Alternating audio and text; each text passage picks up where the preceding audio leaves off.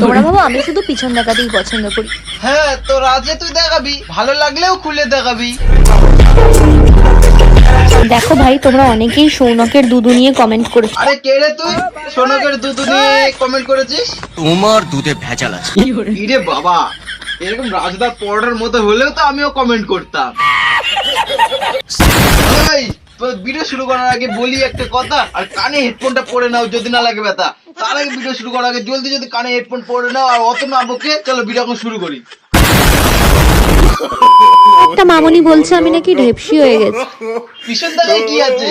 পিছনে বলছো না সামনে বলছো? যেমন সামনে দিয়ে বলো। ঢেপসি কাকে বলে তোমরা জানো? তাহলে তুমি কেন ঢেপসি হয়ে যাচ্ছ? 10 বার প্রতিদিন, মানে যারা হপ্তাহে হপ্তাহে হোটেলে যায় তাদের ফিগারটা ঢেপসি হয়ে যেতে পারে। মানুষ জিমে যাচ্ছে আর তুমি হোটেলে যাচ্ছ, ব্যবসা একটাই, হলেই হলো।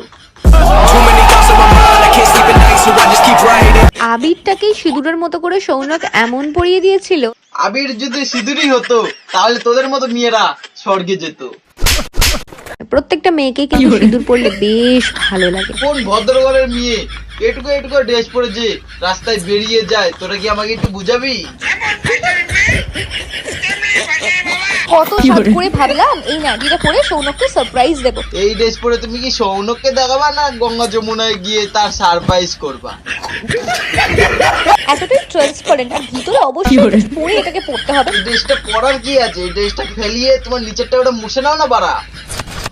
মিশু আমার সঙ্গে এটা করবে আমি ভাবতে পারিনি। হ্যাঁ মানছি এটার দাম 150 টাকা নিয়েছিল। 150 টাকা কেন বাড়া? তোমাকে তো 500 টাকা দিলেও তো মনে হয় কেউ নিবে না। 150 টাকার জিনিস তো 150 টাকার মতোই হবে না। সেটাই বলছি বাড়া, তো 150 টাকা মানেই তো তোর অনেক। তোমরা ভাবো আমি শুধু পিছন দেখাতেই পছন্দ করি। হ্যাঁ তো রাজে তুই দেখাবি, ভালো লাগলেও খুলে দেখাবি। আমার কিন্তু পিছনের সঙ্গে সঙ্গে আমার এই এত সুন্দর খোলা পিঠটা দেখাতেও দারুণ লাগে। সব দেখিয়ে দে, ইউটিউবে তো দেখার জন্য সবাই বসেই আছে।